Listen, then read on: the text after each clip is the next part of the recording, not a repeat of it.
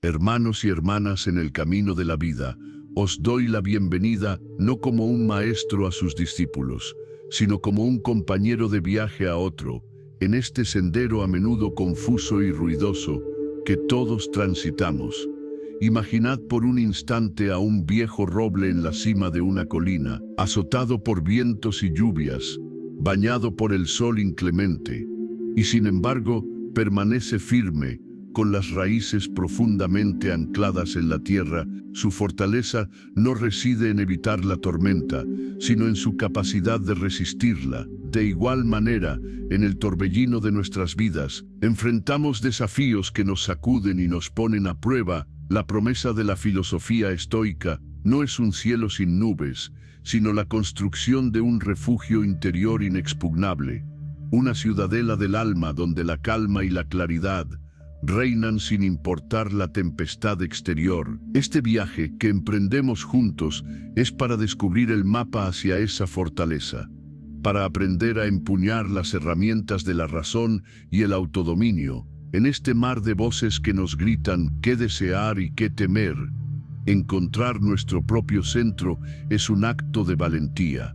Por ello, te invito a que te detengas un momento, respires hondo y te preguntes qué es lo que verdaderamente anhelas. Medita sobre esta frase. La serenidad no es la ausencia de tormenta, sino el ancla firme de la razón en medio de ella. Todos navegamos en estas aguas inciertas, buscando un faro que nos guíe. Compartamos en los comentarios cómo resuena esta búsqueda en vuestro interior, para que nuestras reflexiones se conviertan en un faro colectivo. La fortaleza interior, el primer paso para construir una vida buena, no es hacia el exterior, sino hacia el interior. Es un acto de delimitación, de trazar una línea sagrada en la arena de nuestra existencia. Epicteto, en su Enquiridión, nos entrega la llave maestra con una simplicidad asombrosa. Algunas cosas están bajo nuestro control, y otras no. Bajo nuestro control se encuentran nuestras opiniones, nuestras aspiraciones, nuestros deseos, nuestras aversiones. En una palabra, todos nuestros propios actos. Fuera de nuestro control están nuestro cuerpo, nuestras posesiones, nuestra reputación, nuestros cargos públicos y todo aquello que no es nuestra propia acción. Esta distinción, esta dicotomía del control, es el cimiento de toda la tranquilidad del alma. Pensemos en un arquero preparándose para disparar.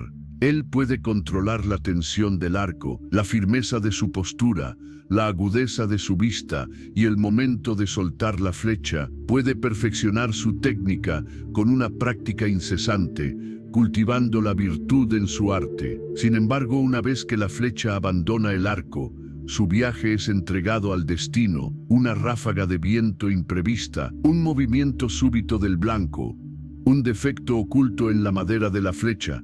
Todo ello escapa a su poder. El arquero sabio lo sabe. Se enfoca con toda su energía en la pureza de su acción, en la excelencia de su disparo, y acepta el resultado, sea cual sea, con ecuanimidad. No se lamenta si la flecha se desvía, pues su trabajo ya fue hecho de manera virtuosa. Así debemos vivir nosotros.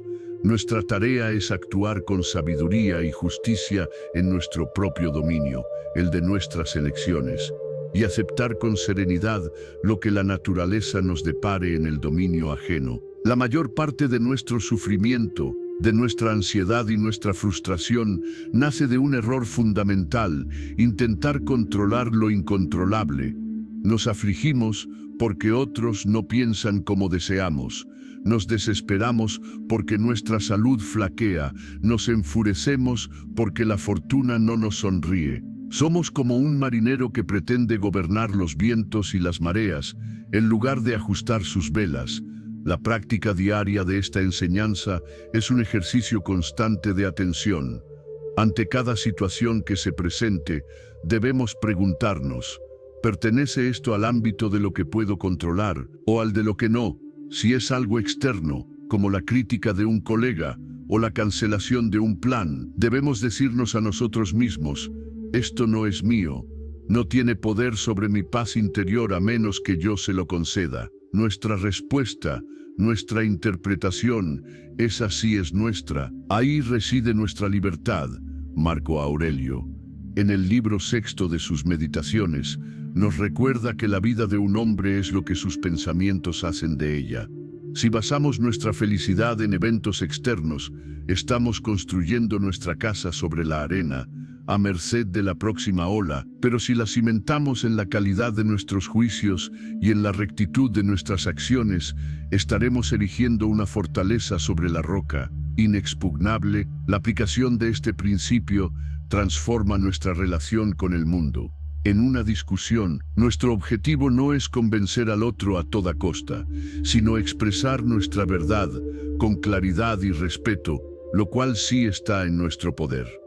Ante una pérdida material, no nos enfocamos en lo que se ha ido, sino en cómo podemos enfrentar la nueva situación con coraje y resiliencia. Nuestra respuesta virtuosa, este autodominio, no es una renuncia pasiva, sino una liberación activa, es dejar de malgastar nuestra energía vital en batallas que no podemos ganar para concentrarla en la única batalla que importa, la que se libra dentro de nuestra propia alma. La verdadera medida de un individuo no es lo que le sucede, sino cómo elige responder a lo que le sucede.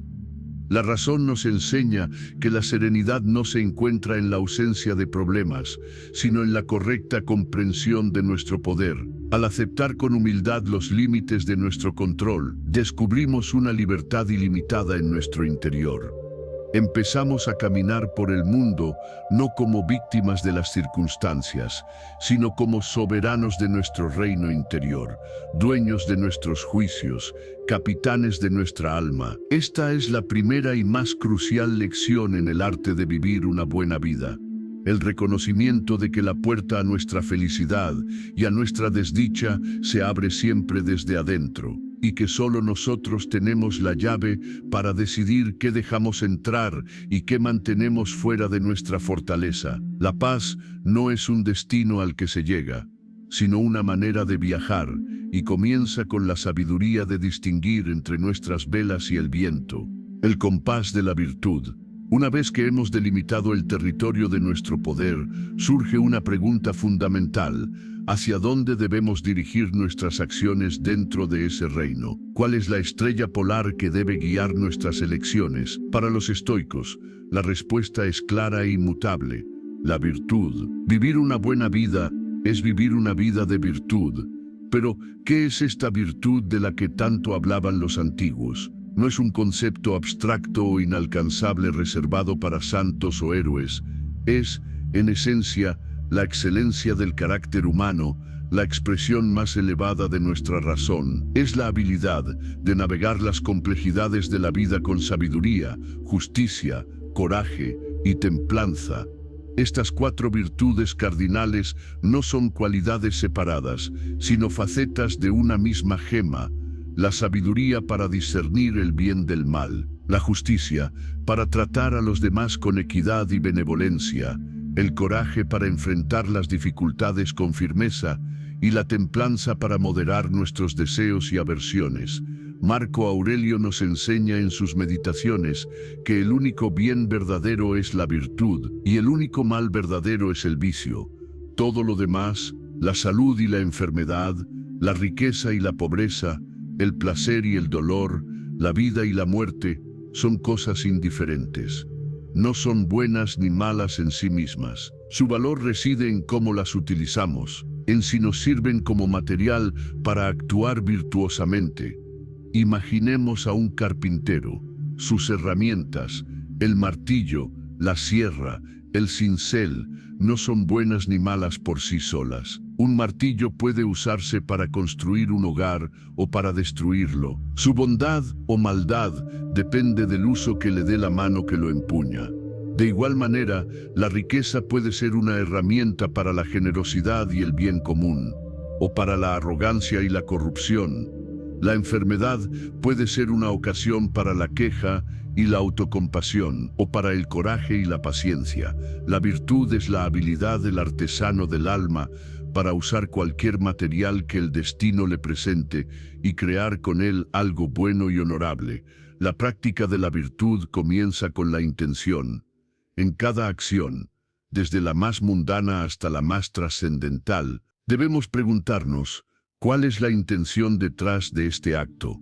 ¿Estoy buscando la aprobación de los demás, el placer momentáneo, o estoy tratando de actuar de acuerdo con la razón y la justicia? Séneca, en sus cartas a Lucilio, insiste en que la calidad de nuestras vidas no depende de los acontecimientos, sino de la calidad moral de nuestras respuestas a esos acontecimientos.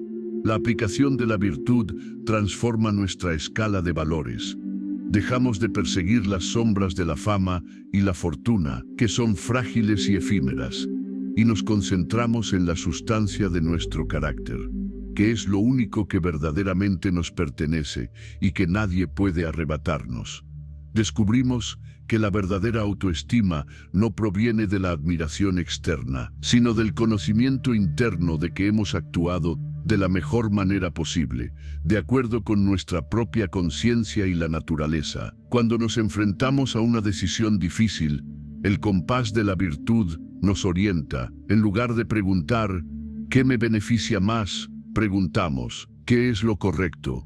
En lugar de ¿qué es lo más fácil?, preguntamos, ¿qué es lo más valiente? Este enfoque nos libera de la ansiedad paralizante de la indecisión, porque la elección virtuosa, aunque a menudo sea la más ardua, siempre es clara para la mente que busca la sabiduría. Vivir conforme a la virtud significa también entender nuestro lugar en el cosmos, como parte de una comunidad humana interconectada. La justicia, una de las virtudes cardinales, nos exige actuar por el bien común, reconociendo que, como dice Marco Aurelio, lo que no es bueno para la colmena no es bueno para la abeja. Nuestro bienestar individual está intrínsecamente ligado al bienestar de la totalidad. Por lo tanto, un acto verdaderamente virtuoso nunca es egoísta. Siempre considera el impacto en los demás y en la sociedad. Este camino requiere un autodominio constante, pues nuestras pasiones y nuestros viejos hábitos a menudo nos empujan hacia la indulgencia y el egoísmo. Pero cada vez que elegimos la razón sobre la reacción, la integridad sobre la conveniencia, fortalecemos el músculo de nuestro carácter. Nos convertimos, poco a poco, en la persona que aspiramos a ser. La buena vida, entonces, no es un destino de comodidad y placer, sino un viaje de crecimiento moral. Es el esfuerzo diario por alinear nuestras acciones con nuestros más altos principios. Es encontrar la satisfacción no en lo que obtenemos, sino en lo que nos convertimos. La virtud es, en última instancia, la armonía del alma, el estado en el que nuestros pensamientos, palabras y acciones cantan al unísono con la melodía de la razón universal, el río de la percepción. Hemos establecido nuestro territorio y encontrado nuestro compás. Ahora debemos aprender a ver el mundo con claridad, pues como nos enseña Epicteto, no son las cosas las que nos perturban, sino nuestras opiniones sobre las cosas. Nuestra experiencia de la realidad no es directa, sino que está mediada por una corriente constante de juicios, interpretaciones y creencias. Este es el río de la percepción, y su naturaleza, turbulenta o serena, determina la calidad de nuestra vida interior. La mayoría de las personas viven como si sus reacciones emocionales fueran causadas directamente por los eventos externos. Me has hecho enfadar, esta situación me estresa, esa noticia me ha arruinado el día. El estoicismo nos invita a realizar un cambio radical de perspectiva, a reconocer que entre el evento y nuestra respuesta hay un espacio, y en ese espacio reside nuestro poder de elegir. Imaginemos que dos hombres reciben la misma noticia. Ambos han perdido su trabajo. El primer hombre inmediatamente añade un juicio. Esto es una catástrofe. Soy un fracasado. Mi futuro está arruinado. Su mente se inunda de miedo y desesperación. El segundo hombre, aunque reconoce la dificultad de la situación, suspende el juicio automático. Se dice a sí mismo: he perdido mi trabajo. Esto es un cambio inesperado. Ahora tengo la oportunidad de reevaluar mi camino y buscar nuevas posibilidades. El evento es el mismo, pero la percepción y la experiencia emocional son diametralmente opuestas. El primer hombre es esclavo de su juicio, el segundo es libre a través de su razón. La práctica fundamental para purificar el río de la percepción es la disciplina del asentimiento. Consiste en observar nuestros pensamientos iniciales, nuestras impresiones, sin aceptarlos inmediatamente como verdades absolutas. Es crear una pausa mental, un momento de inspección antes de dar nuestro consentimiento a un juicio. Marco Aurelio practicaba esto constantemente, escribiendo en sus meditaciones: borra la imaginación, detén el impulso, apaga el deseo, mantén la facultad rectora en tu poder. Cuando surge una impresión negativa, en lugar de dejarnos arrastrar por ella, podemos analizarla objetivamente. Podemos preguntarnos: ¿se basa este juicio en hechos o en suposiciones? ¿Es este evento realmente tan terrible como parece, o simplemente es inconveniente? ¿Estoy viendo la situación a través del lente de la virtud o del miedo? La aplicación de esta disciplina en la vida cotidiana es transformadora. Cuando alguien nos insulta, la impresión inicial es de ofensa y dolor, pero si hacemos una pausa, podemos separar el hecho. Esa persona ha pronunciado ciertas palabras del juicio. Esas palabras me han herido y disminuido. Las palabras en sí mismas son solo vibraciones en el aire. Es nuestra interpretación, nuestro asentimiento a la idea de que somos menos valiosos por ellas, lo que nos causa sufrimiento. Podemos elegir no dar nuestro consentimiento a esa interpretación. Podemos recordar que nuestra valía reside en nuestro carácter, no en la opinión de otros. Esta práctica nos exige un autodominio vigilante. Es como ser el guardián de nuestra propia mente, decidiendo qué pensamientos pueden entrar y cuáles deben ser rechazados por ser falsos, inútiles o dañinos para nuestra alma. Séneca nos aconseja tratar las pasiones perturbadoras como síntomas a observar, no como órdenes a obedecer. Si sentimos ira, en lugar de actuar impulsivamente, podemos decir: estoy sintiendo la emoción de la ira, ¿de dónde viene? ¿Qué juicio la está alimentando? Al hacerlo, pasamos de ser un actor arrastrado por la emoción a ser un observador consciente, lo que nos da el poder de elegir una respuesta más sabia. Purificar el río de la percepción no significa volverse indiferente o insensible. Significa liberarse de las distorsiones emocionales que nos impiden ver la realidad tal como es. Nos permite experimentar la tristeza sin caer en la desesperación, sentir el enfado sin ser consumidos por la rabia y reconocer el peligro sin ser paralizados por el miedo. Es alcanzar lo que los estoicos llamaban apatheia, un estado de tranquilidad lúcida, libre de pasiones irracionales. La buena vida depende de una visión clara. Al aprender a gobernar nuestras percepciones, dejamos de ser una hoja a merced de los vientos del azar y nos convertimos en el capitán que, conociendo las corrientes, dirige su barco con mano firme hacia el puerto de la sabiduría. Sabemos que el dolor y la alegría son inevitables, pero también sabemos que su eco en nuestra alma depende de nosotros. Ante el fluir constante de la vida, te invito a reflexionar en silencio sobre tus propias percepciones. Considera esta afirmación: tu sufrimiento no nace del evento, sino del juicio que le imprimes. Esta verdad es un espejo para el alma, pues nos devuelve la responsabilidad y el poder. Compartamos en los comentarios qué juicio limitante estamos dispuestos a soltar hoy para encontrar una mayor paz. La disciplina del deseo. Una vez que hemos aprendido a ver el mundo con mayor claridad, debemos dirigir nuestra atención a las fuerzas internas que nos impulsan, nuestros deseos y nuestras aversiones. Estas son las dos corrientes más poderosas que moldean nuestras acciones y determinan nuestra paz o nuestra agitación. La disciplina del deseo, tal como la enseñó Epicteto, no consiste en eliminar todos los deseos, sino en reorientarlos de acuerdo con la naturaleza y la razón. La mayoría de nosotros pasamos la vida persiguiendo cosas que están fuera de nuestro control. la riqueza, la fama, la salud perfecta, el amor de una persona específica, y huyendo de sus opuestos, la pobreza, el anonimato, la enfermedad, el rechazo.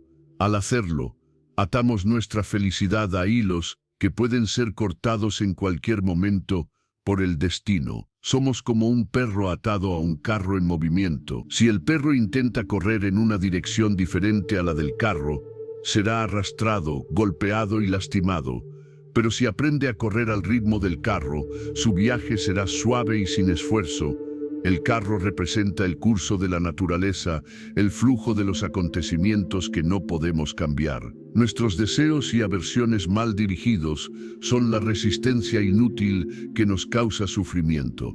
La práctica estoica nos invita a hacer un cambio fundamental. Desear con fervor aquello que depende de nosotros, la virtud, la sabiduría, el autodominio, y aceptar con ecuanimidad todo lo que no depende de nosotros. Esto significa desear ser una mejor persona, más justa, más valiente, más sabia, en lugar de desear tener una casa más grande.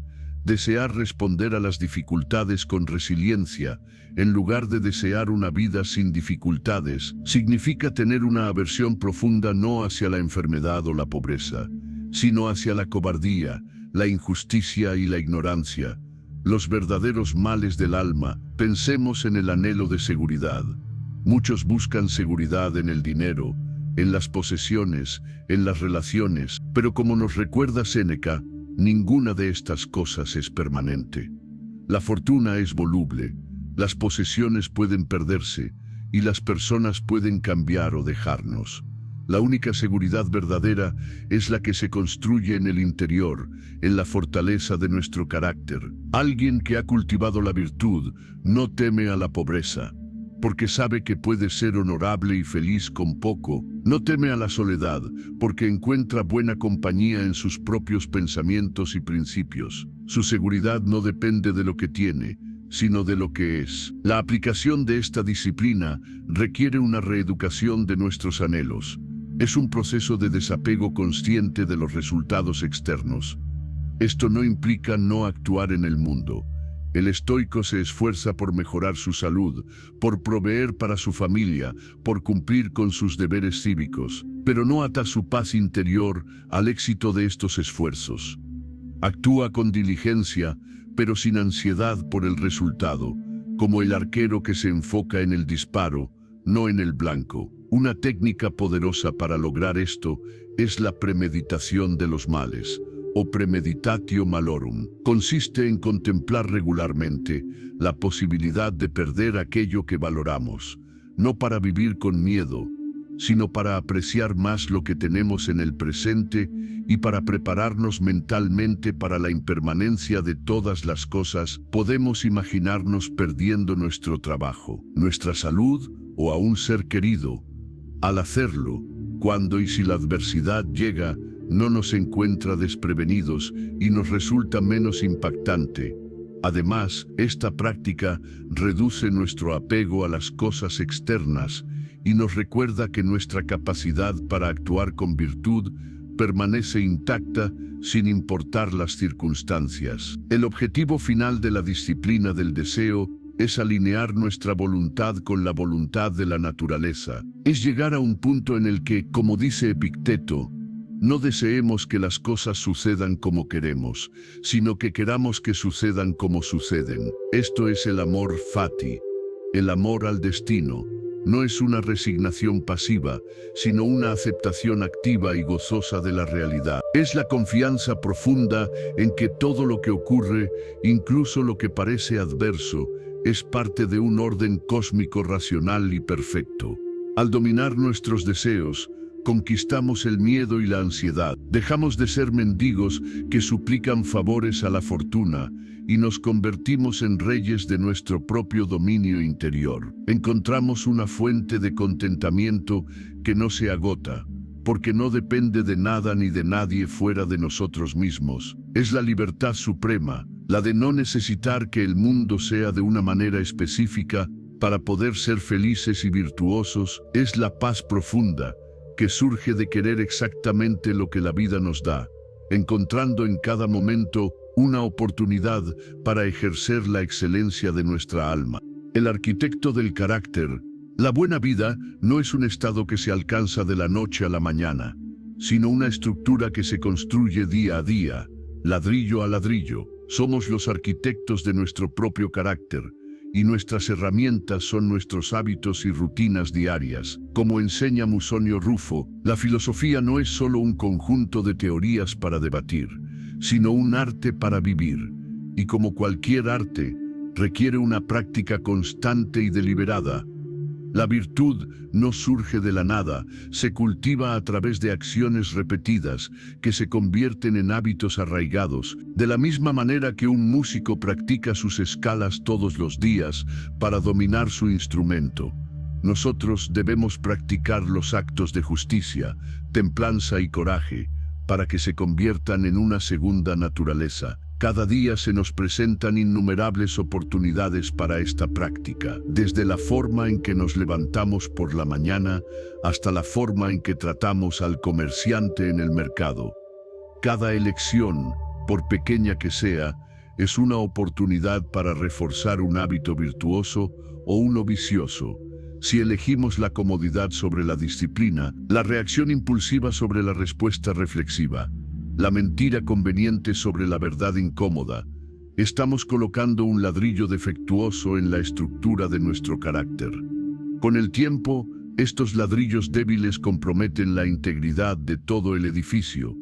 Pero si por el contrario, nos esforzamos por actuar con integridad, paciencia y amabilidad en las pequeñas cosas, estamos sentando una base sólida y resistente. La aceptación de este principio nos llena de un sentido de responsabilidad y poder. Nuestro carácter no es algo fijo o determinado por nuestro nacimiento o nuestras circunstancias.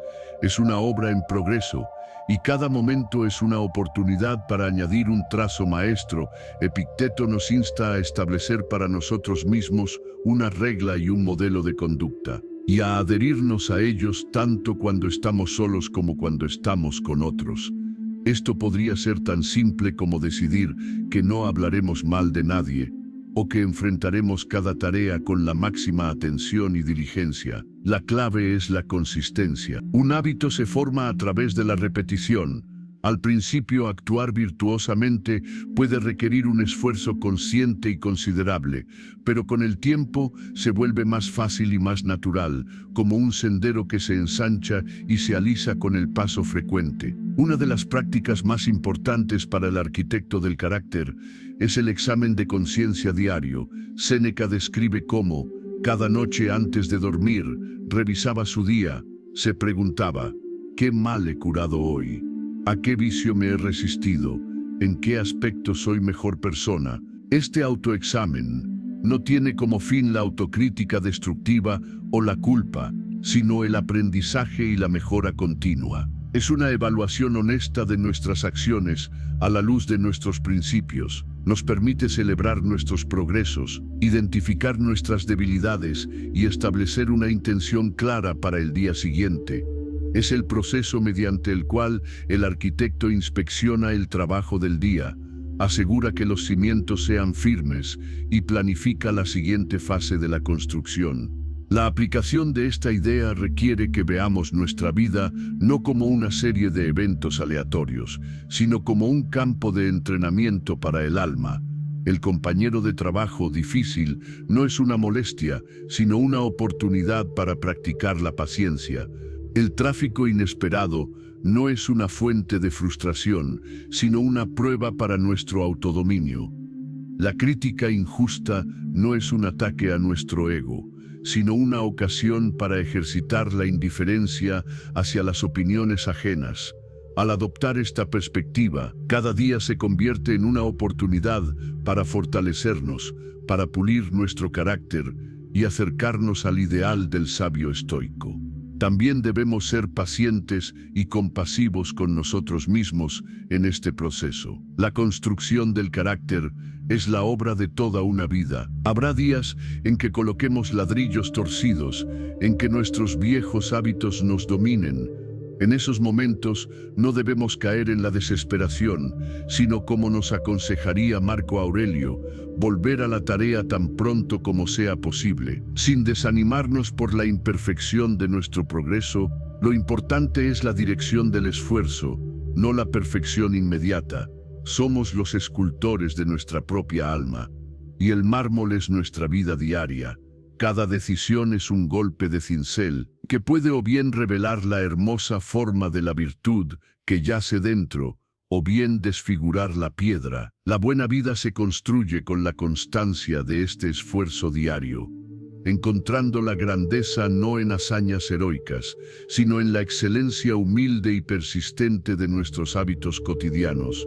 El peso de la adversidad. Ninguna vida está exenta de dificultades. La adversidad es una parte inevitable del tejido de la existencia humana. Como la noche sigue al día y el invierno a la cosecha, podemos intentar evitarla, podemos lamentarla, podemos maldecir al destino cuando nos golpea, pero no podemos escapar de ella. La filosofía estoica, sin embargo, nos ofrece una perspectiva radicalmente diferente y empoderadora. Nos enseña a no solo soportar la adversidad, sino a utilizarla como materia prima para la virtud, a transformarla en una fuente de fortaleza y crecimiento. Marco Aurelio, en sus meditaciones, nos ofrece una de las metáforas más poderosas para este principio. Compara al hombre bueno con un fuego, una llama brillante que convierte en fuego y luz todo lo que se arroja en ella. La adversidad, el obstáculo, el infortunio, no es algo que apaga el espíritu del estoico, sino algo que lo alimenta, que lo hace arder con más intensidad. El problema no es el evento en sí, sino nuestra relación con él. Si vemos la dificultad como un mal absoluto, como un castigo injusto, nos convertiremos en víctimas débiles y resentidas. Pero si, a través de la razón, aprendemos a verla como una prueba, como una oportunidad para ejercitar nuestro coraje, nuestra paciencia y nuestra resiliencia, entonces el obstáculo se convierte en el camino. La aceptación de que las dificultades son parte de la naturaleza es el primer paso. Séneca nos recuerda que somos soldados en el ejército de la vida, y un soldado no espera una campaña fácil. Se prepara para las marchas largas, las raciones escasas y la ferocidad de la batalla. De igual manera, no debemos esperar una vida de comodidad ininterrumpida, sino que debemos entrenar nuestra alma en tiempos de calma para estar preparados para la tormenta. Esta preparación mental es crucial. La práctica de la premeditación de los males, de la que hablamos antes, es una herramienta fundamental. Al contemplar la pérdida, la enfermedad o el fracaso, les quitamos su poder de sorprendernos y abrumarnos. No nos volvemos pesimistas, sino realistas y resilientes. La práctica consiste en aplicar el compás de la virtud en los momentos más oscuros. Cuando enfrentamos un revés financiero, la pregunta no es ¿por qué a mí?, sino ¿cómo puedo enfrentar esto con integridad y dignidad? Cuando la enfermedad nos aflige, no nos lamentamos por nuestra mala suerte, sino que nos preguntamos, ¿cómo puedo soportar este dolor con paciencia y sin perder mi serenidad interior? Cada dificultad se convierte en un escenario donde podemos actuar de manera honorable. La aplicación de esta enseñanza nos libera del miedo a la vida. Si sabemos que podemos transformar cualquier veneno en medicina, ¿qué hemos de temer?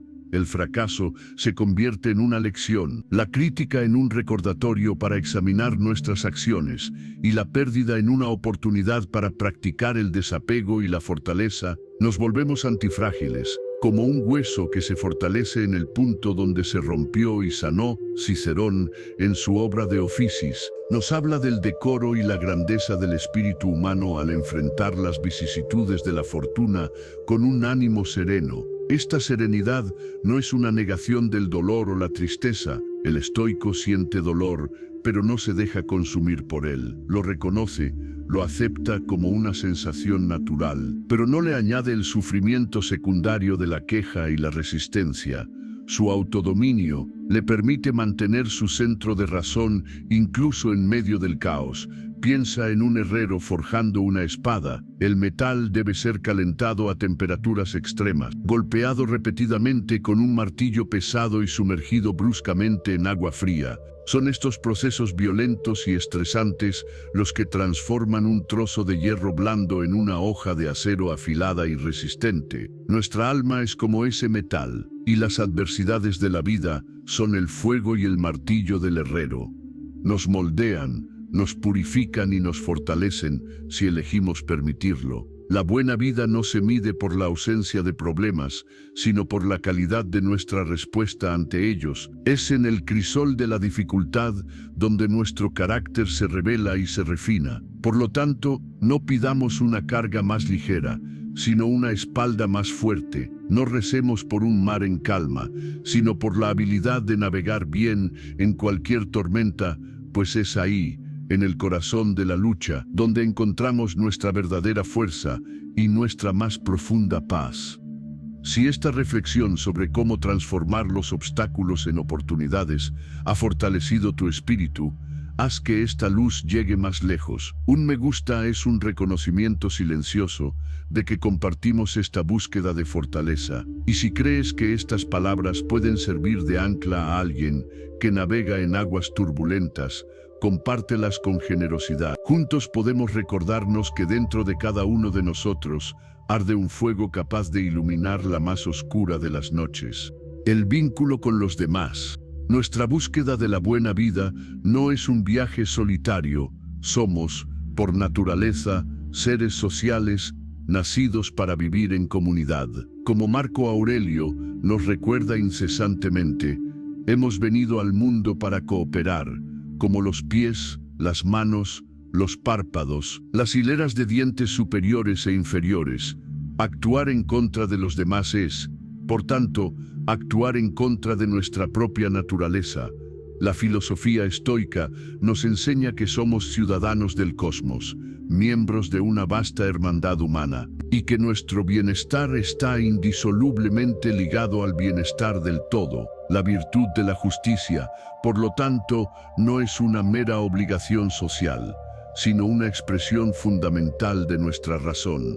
Consiste en tratar a cada ser humano con dignidad, equidad y benevolencia, en reconociendo en ellos la misma chispa de racionalidad que reside en nosotros. Epicteto nos insta a cumplir con nuestros roles y deberes naturales, como hijo, como padre, como vecino, como ciudadano. Estos roles no son cargas, sino escenarios donde podemos practicar la virtud. Nuestro deber no es buscar la gratitud o el reconocimiento por nuestras acciones, sino simplemente actuar correctamente porque es lo correcto. La aceptación de nuestra naturaleza social implica que debemos aprender a convivir incluso con aquellos que nos resultan difíciles, irritantes o malintencionados. Marco Aurelio, a pesar de ser el hombre más poderoso del mundo, se enfrentaba a diario a la adulación, la traición y la incompetencia. Su práctica matutina era un poderoso ejercicio de preparación mental. Se decía a sí mismo, hoy me encontraré con un indiscreto, un ingrato, un insolente, un mentiroso, un envidioso, un insociable, pero no se detenía en la queja, sino que añadía la perspectiva estoica. Todo esto les acontece por ignorancia del bien y del mal, pero yo, que he comprendido que la naturaleza del bien es lo bello, y que la del mal es lo vergonzoso, y que la naturaleza del pecador mismo es pariente de la mía, no puedo recibir daño de ninguno de ellos, pues nadie me cubrirá de vergüenza, ni tampoco puedo enfadarme con mi pariente ni odiarlo. Esta es la clave. Ver los defectos de los demás no como ataques personales, sino como una manifestación de su ignorancia, de su falta de sabiduría. Nadie elige el mal a sabiendas. La gente actúa mal porque confunde lo que es verdaderamente bueno para ellos. Nuestra respuesta no debe ser la ira o el resentimiento, sino la paciencia, la compasión y, si es posible, la enseñanza. La práctica en nuestras interacciones diarias es constante. Cuando alguien nos trata injustamente, en lugar de reaccionar con ira, podemos hacer una pausa y recordar que su comportamiento surge de su propia confusión interna, lo que nos libera de tomarlo como algo personal. Podemos elegir responder con firmeza y dignidad, pero sin odio, defendiendo nuestros principios sin atacar a la persona. Esto requiere un inmenso autodominio, pero es esencial para mantener nuestra propia tranquilidad. Además, la aplicación del vínculo con los demás nos lleva a buscar activamente el bien común. Nuestro trabajo, nuestras habilidades, nuestros recursos deben ser vistos como herramientas para servir a la comunidad. Séneca, a pesar de su inmensa riqueza, escribía que debemos vivir como si estuviéramos a la vista de todos y pensar como si alguien pudiera mirar en lo más profundo de nuestro corazón. Esta transparencia y este compromiso con el bienestar colectivo son el sello de un alma virtuosa. Debemos recordar que cada persona con la que interactuamos está librando su propia batalla, enfrentando sus propios miedos y desafíos. Un acto de amabilidad, una palabra de aliento, un momento de escucha paciente, pueden tener un impacto mucho mayor de lo que imaginamos. Estos no son gestos de debilidad, sino de la más alta fortaleza, la fortaleza de un carácter que se sabe parte de algo más grande que sí mismo. La buena vida es, en gran medida, una vida de buenas relaciones, no porque busquemos la aprobación o el afecto de los demás como un fin en sí mismo, sino porque en nuestras interacciones con ellos es donde nuestra virtud se pone a prueba y se pule. Son el espejo en el que vemos nuestro propio carácter reflejado y el campo de entrenamiento donde nuestra razón y nuestro autodominio se fortalecen. Al final, al entender que todos somos ramas del mismo árbol, hojas del mismo viñedo, el daño a otro se convierte en un daño a nosotros mismos, y el bien que hacemos a la comunidad se convierte en el florecimiento de nuestra propia alma. La danza con el destino. Hemos aprendido a dominar lo que está en nuestro poder y a cultivar la virtud. Ahora llegamos a uno de los conceptos más profundos y liberadores del estoicismo: la relación que debemos tener con aquello que está completamente fuera de nuestro control, el curso de los acontecimientos que llamamos destino o naturaleza. La mayoría de las personas viven en un estado de perpetua lucha contra la realidad. Desean que el pasado hubiera sido diferente, se quejan del presente y temen al futuro. Esta resistencia es la fuente de una inmensa angustia. Es como intentar nadar contra una corriente poderosa, agotando nuestras fuerzas en una batalla inútil. Los estoicos nos proponen una alternativa radical: no solo aceptar el destino, sino amarlo. Esta es la doctrina del amor fati, el amor al destino. No se trata de una resignación pasiva o sombría, sino de una aceptación gozosa y afirmativa de todo lo que la vida nos trae, tanto lo agradable como lo doloroso, con la convicción de que todo forma parte de un orden cósmico perfecto y racional. Para comprender esto, imaginemos el universo como un vasto organismo vivo, donde cada uno de nosotros es una célula. Cada célula tiene su propia función, pero su existencia solo tiene sentido en el contexto del cuerpo entero. A veces, para la salud del organismo, una célula debe sacrificarse o experimentar dificultades, lo que puede parecer un mal desde la perspectiva limitada de la célula individual, es en realidad necesario para el bien del todo. Así, lo que nos sucede, por más adverso que parezca desde nuestro punto de vista, es una parte necesaria de la sinfonía del cosmos. Resistirse a ello es como si una nota musical se rebelara contra la melodía de la que forma parte. La práctica del amor fati comienza con la renuncia a la queja. Quejarse es, en esencia, declarar que sabemos mejor que el universo cómo deberían ser las cosas. Es un acto de arrogancia y de ignorancia. En lugar de lamentarnos, debemos buscar el propósito y la oportunidad en cada evento. Si la vida nos da una enfermedad, no preguntamos por qué, sino para qué. Tal vez sea una oportunidad para cultivar la paciencia, para reevaluar nuestras prioridades o para inspirar a otros con nuestro coraje. Como nos enseña Epicteto, No podemos elegir nuestras circunstancias, pero siempre podemos elegir cómo responder a ellas. El amor fati es la elección de responder con aceptación, gratitud y una voluntad de encontrar el bien en todo. La aplicación de este principio nos conduce a una profunda sensación de paz y libertad. Si amamos todo lo que sucede, ¿qué puede perturbarnos? Si aceptamos cada giro del camino como parte de nuestro viaje único y necesario, ¿cómo podemos sentirnos perdidos?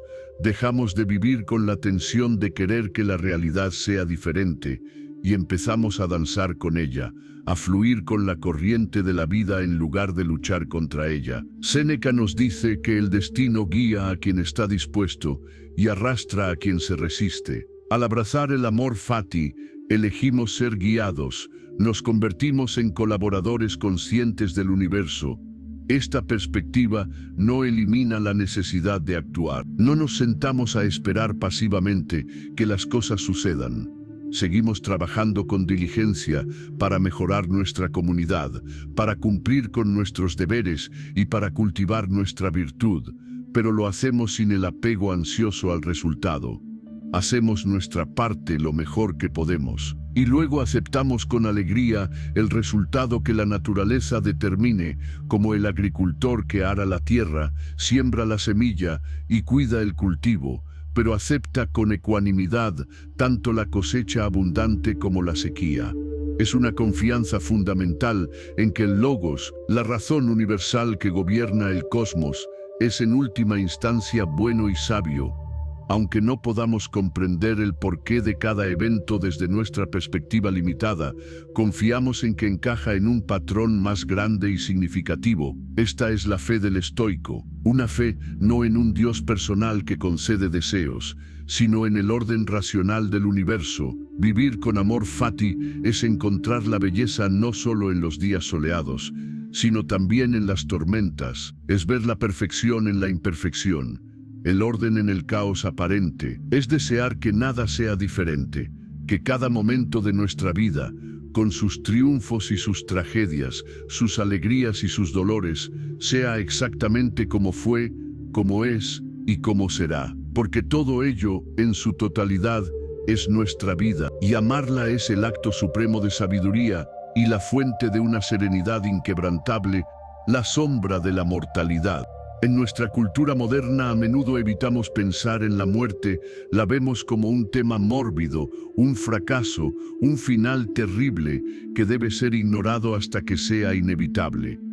Sin embargo, para los filósofos estoicos, la contemplación de nuestra propia mortalidad no es una fuente de miedo, sino una de las herramientas más poderosas para vivir una vida buena, sabia y con propósito. La práctica del memento mori, recuerda que morirás, es un faro que ilumina nuestras prioridades y nos libera de las trivialidades que consumen nuestra existencia. La conciencia de la muerte nos enseña, en primer lugar, el valor del tiempo. Séneca, en su ensayo sobre la brevedad de la vida, argumenta que no tenemos poco tiempo, sino que desperdiciamos mucho.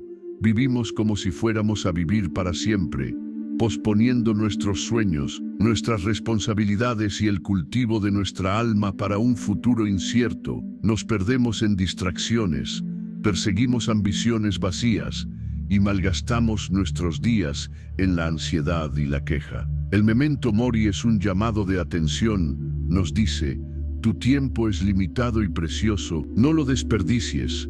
Cada día que amanece es un regalo, una oportunidad única para practicar la virtud, para aprender, para amar, para contribuir al bien común. Saber que nuestros días están contados nos impulsa a vivir con mayor urgencia e intención, a no dejar para mañana la persona que podemos ser hoy.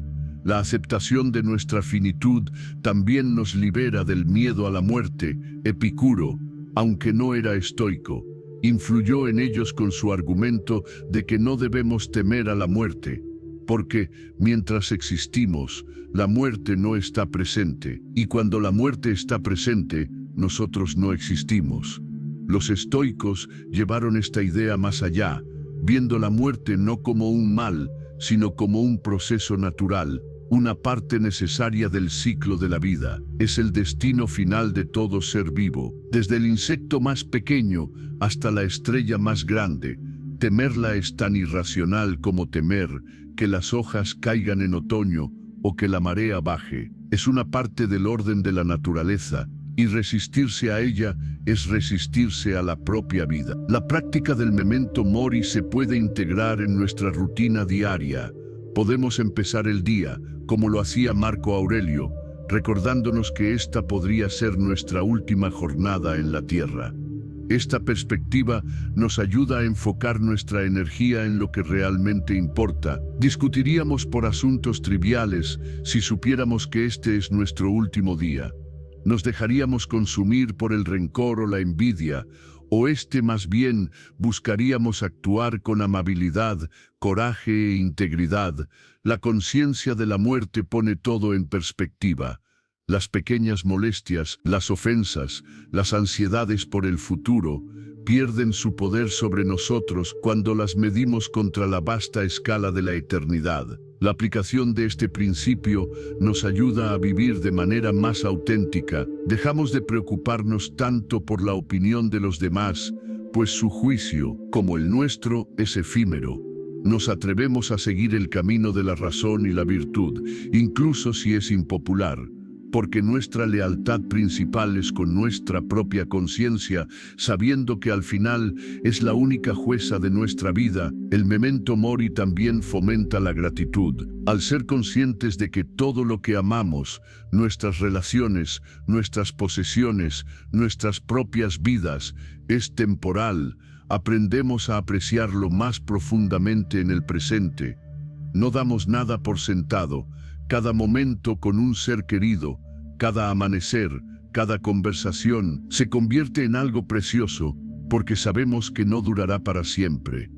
Esta práctica no nos convierte en personas sombrías o melancólicas, al contrario, nos llena de vitalidad y alegría. Es la sombra de la muerte la que da relieve y color a la vida. Es el conocimiento de la finitud lo que hace que cada instante sea infinitamente valioso.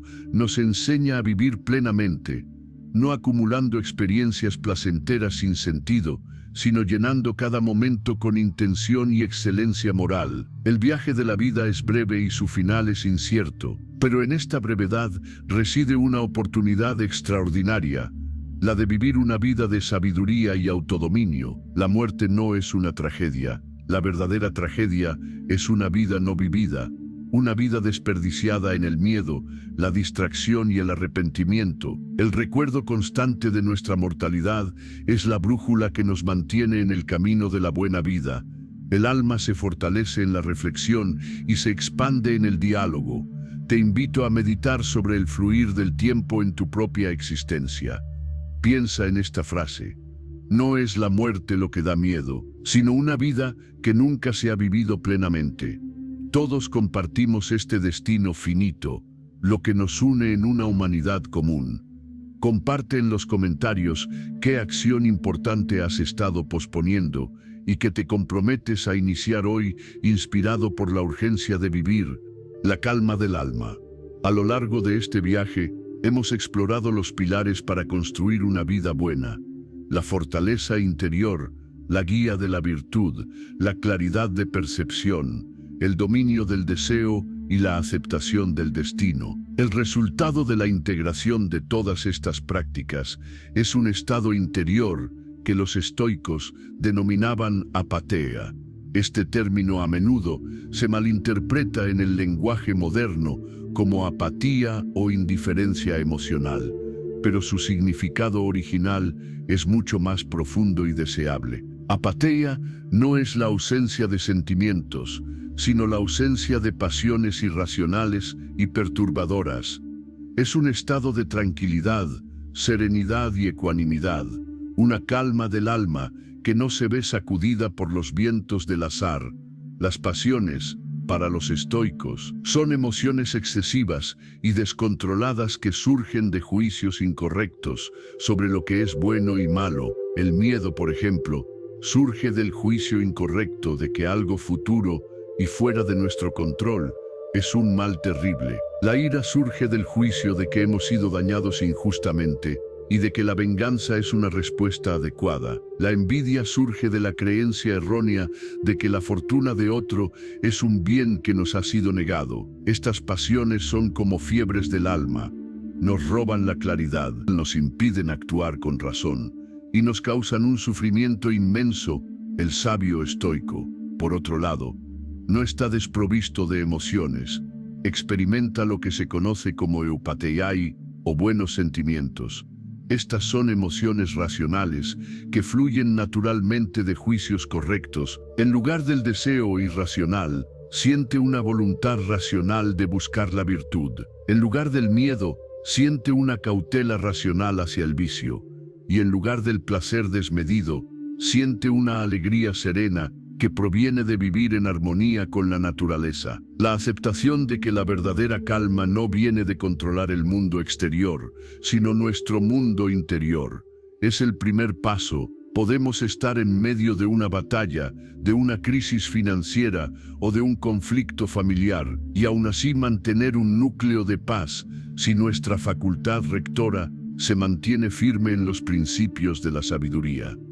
Esta calma no es una forma de evasión, sino la base desde la cual podemos actuar de la manera más efectiva y virtuosa posible. Una mente agitada por la ira o el pánico no puede tomar decisiones sabias. Un alma serena, en cambio, puede evaluar una situación con claridad, considerar las opciones con razón y actuar con propósito y eficacia. La práctica para alcanzar la apatheia es la suma de todo lo que hemos discutido. Es la vigilancia constante sobre nuestros juicios, la disciplina de nuestros deseos y aversiones, y la aceptación del orden cósmico. Es un entrenamiento diario del alma, similar al de un atleta que entrena su cuerpo. Con cada respuesta reflexiva en lugar de una reacción impulsiva, con cada acto de coraje frente al miedo, con cada momento de paciencia frente a la provocación, fortalecemos el músculo de nuestra serenidad. La aplicación de este estado de calma transforma nuestras relaciones y nuestra vida. Nos convertimos en una presencia estabilizadora para los demás. En lugar de añadir nuestro propio pánico al de ellos, podemos ofrecer una perspectiva tranquila y racional. Nos volvemos mejores padres, mejores amigos, mejores líderes, porque no estamos gobernados por nuestro ego o nuestras emociones volátiles, sino por un compromiso firme con la virtud. Pensemos en un lago profundo en una montaña. Su superficie puede ser agitada por el viento, creando olas y espuma, pero en sus profundidades el agua permanece quieta y clara. La apatheia es cultivar esa profundidad en nuestra propia alma. Reconocemos las emociones superficiales que surgen, las observamos sin identificarnos con ellas, y nos mantenemos anclados en la quietud de nuestra razón.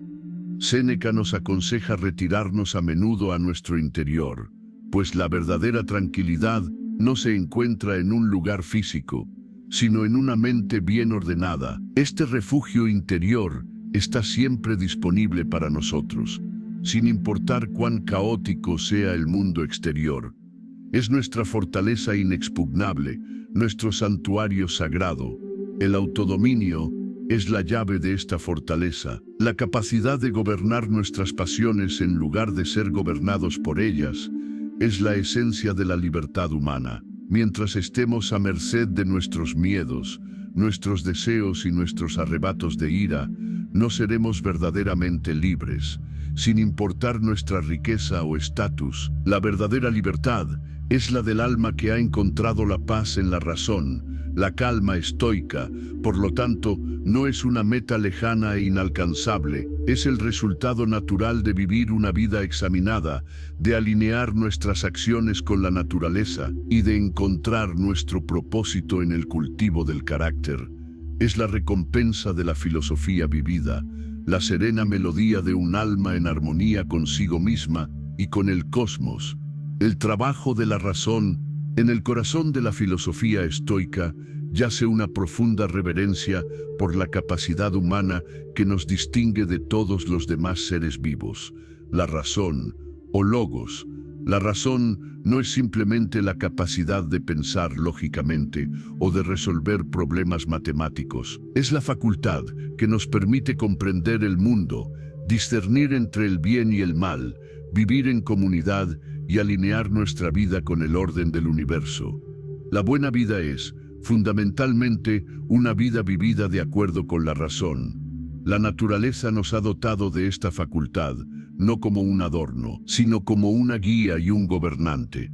Nuestro principal deber como seres humanos es, por tanto, cultivar y perfeccionar nuestra razón y vivir de acuerdo con sus dictados.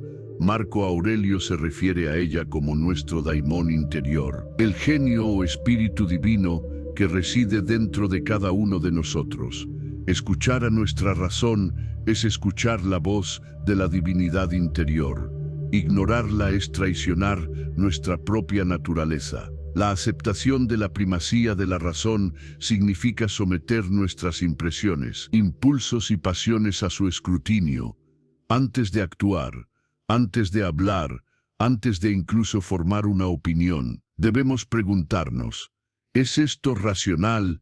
¿Es coherente con una visión clara de la realidad y con el objetivo de vivir una vida virtuosa? Esta pausa reflexiva es el sello distintivo de una mente disciplinada. La práctica del pensamiento racional implica un compromiso con la verdad y la objetividad. Significa esforzarse por ver las cosas como son, no como desearíamos que fueran o como nuestras emociones las pintan. Requiere que despojemos a los eventos de nuestros juicios subjetivos y los analicemos con una claridad fría y serena. Por ejemplo, en lugar de pensar, he sufrido una terrible humillación, la razón nos lleva a analizar el hecho. Alguien ha dicho palabras críticas sobre mí en presencia de otros. Al separar el hecho de la interpretación emocional, recuperamos el poder de elegir una respuesta mesurada en lugar de una reacción visceral. El trabajo de la razón también se extiende a la comprensión de la interconexión de todas las cosas. La razón nos muestra que somos parte de un todo más grande, un cosmos gobernado por leyes naturales y un orden providencial. Esto nos lleva a la conclusión lógica de que debemos vivir en cooperación con los demás, buscando el bien común, ya que nuestro propio bien está intrínsecamente ligado al de la totalidad. La injusticia, la crueldad y el egoísmo son, por lo tanto, actos irracionales porque van en contra de la estructura fundamental de la realidad. La aplicación de la razón en nuestra vida diaria es un antídoto contra la confusión y la superstición. Nos protege de ser arrastrados por las opiniones de la multitud o por las modas pasajeras. Nos da el criterio para evaluar nuestras propias creencias y las de los demás, para distinguir entre la sabiduría genuina y la retórica vacía. Séneca nos advierte que no debemos vivir según ejemplos, sino según la razón. Esto significa que no debemos basar nuestras decisiones en lo que otros hacen o dicen, sino en una deliberación cuidadosa y en nuestros propios principios bien fundamentados. Cultivar la razón requiere esfuerzo y disciplina, requiere estudio, la lectura de los grandes filósofos para entrenar nuestra mente. Requiere introspección, el examen constante de nuestros propios pensamientos y motivaciones, y requiere práctica, la aplicación deliberada de los principios racionales en las situaciones concretas de la vida. Este compromiso con la razón no nos hace fríos o calculadores, por el contrario, nos libera para experimentar las emociones más elevadas y estables, como la alegría serena que proviene de una conciencia limpia y la benevolencia universal hacia todos los seres humanos. La razón no se opone a la emoción, sino que la purifica. La razón es nuestro faro en la niebla, nuestra brújula en el desierto. En un mundo lleno de distracciones, información contradictoria y presiones sociales, es la única guía fiable que tenemos para navegar hacia el puerto de la buena vida. Confiar en ella, nutrirla y obedecerla, es el más alto deber y el mayor privilegio de un ser humano. Es el camino hacia la claridad, la libertad y una vida en profunda armonía con el destino y con nuestra propia naturaleza esencial, la sinfonía de la naturaleza. Hemos recorrido un largo camino juntos, explorando los principios que nos guían hacia una buena vida. Hemos aprendido a distinguir lo que podemos controlar de lo que no, a orientarnos por la virtud, a gobernar nuestras percepciones, deseos y acciones, y a aceptar el destino con amor. Ahora, en la culminación de nuestro viaje, llegamos al concepto que unifica a todos los demás: vivir en armonía con la naturaleza. Esta es, para los estoicos, la definición misma de la buena vida y el propósito último de nuestra existencia. ¿Qué significa vivir en armonía con la naturaleza? Significa dos cosas interconectadas. En primer lugar, significa vivir de acuerdo con nuestra propia naturaleza humana, que es ser racional y social. Significa usar nuestra razón para guiar nuestras vidas y actuar con justicia y benevolencia hacia nuestros semejantes. Es la plena realización de nuestro potencial como seres humanos, el florecimiento de nuestra más alta capacidad. En segundo lugar, y en un sentido más amplio, significa vivir en armonía con la naturaleza del universo, con el orden cósmico o logos. Significa entender nuestro lugar en el gran esquema de las cosas, reconocer que somos una pequeña parte de un todo vasto e interconectado, y alinear nuestra voluntad individual con la voluntad del cosmos. Esta aceptación no es una rendición, sino una alineación. Imaginemos una gran orquesta sinfónica. Cada músico tiene su propio instrumento y su propia partitura.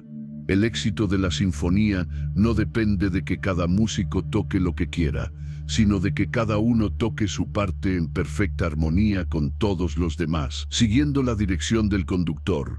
En esta metáfora, nosotros somos los músicos, nuestros talentos y circunstancias son nuestros instrumentos, y la naturaleza o el destino es el gran director. Vivir en armonía con la naturaleza es tocar nuestra parte lo mejor que podamos, con habilidad y dedicación, confiando en que nuestra contribución es esencial para la belleza de la sinfonía completa. Aunque no siempre podamos escuchar la melodía entera desde nuestra posición. La práctica de esta armonía comienza con la observación y la contemplación del mundo natural. Al observar la majestuosidad de las estrellas, la resistencia de un árbol, el ciclo de las estaciones, recordamos nuestro lugar en el cosmos. Sentimos una sensación de asombro y humildad que disuelve nuestras preocupaciones egoístas. Marco Aurelio encontraba consuelo y perspectiva en esta contemplación, recordándose a sí mismo que era un ciudadano del gran Estado universal. La aplicación de este principio final nos lleva a una vida de propósito y significado. Entendemos que nuestra vida no es un evento aislado y sin sentido, sino una contribución valiosa a un proyecto cósmico. Nuestro propósito no es buscar el placer o evitar el dolor, sino desempeñar bien nuestro papel, cumplir con nuestros deberes naturales y vivir de acuerdo con la razón. Sea cual sea la partitura que el destino nos haya asignado, esto nos da una inmensa fuerza interior. Si sabemos que estamos actuando en consonancia con el universo mismo, ¿qué opinión humana o qué revés de la fortuna puede desviarnos de nuestro camino? Nos convertimos, como decía Séneca, en un discípulo y un imitador de la naturaleza, encontrando en su orden, su resiliencia y su creatividad el modelo para nuestra propia vida. Vivir de acuerdo con la naturaleza es la síntesis de toda la filosofía estoica. Requiere el autodominio para gobernar nuestras pasiones, la sabiduría para entender el mundo, la justicia para vivir bien con los demás y el coraje para aceptar nuestro destino. No es un estado estático, sino un proceso dinámico, un baile constante entre nuestra voluntad y el flujo del universo. Es encontrar la libertad, no en la rebelión, sino en el acuerdo, la alegría no en la posesión, sino en la contribución, y la paz no en el control, sino en la confianza. Esta es la promesa final del estoicismo, una vida de serenidad, propósito y profunda conexión. Una vida en la que nuestra alma resuena en perfecta armonía con la música del cosmos. Una buena vida. Hemos llegado al final de esta reflexión, pero al verdadero comienzo de la práctica, la idea central que hemos tejido a lo largo de este viaje es que la buena vida no depende de las circunstancias externas, sino de la calidad de nuestro estado interior, de la fortaleza de nuestro carácter y de la claridad de nuestra razón. No es algo que se encuentra por casualidad, sino algo que se forja deliberadamente, día tras día, a través de nuestras elecciones y hábitos. Ahora te corresponde a ti tomar estas enseñanzas y aplicarlas en el laboratorio de tu vida cotidiana. Cuando te enfrentes a la frustración, recuerda la dicotomía del control. Cuando te sientas tentado por el vicio, consulta el compás de la virtud. Cuando la adversidad golpee, úsala como combustible para tu fuego interior. La buena vida no se encuentra, se forja. Si esta reflexión ha encendido una luz en tu interior y te ha ofrecido herramientas para construir tu fortaleza, deja tu huella con un me gusta como señal de nuestro compromiso compartido en este camino. Y si crees que estas palabras pueden ser un mapa para alguien que se siente perdido, compártelas con generosidad. Sigamos construyendo juntos una comunidad de almas fuertes y serenas, que eligen vivir con propósito y sabiduría.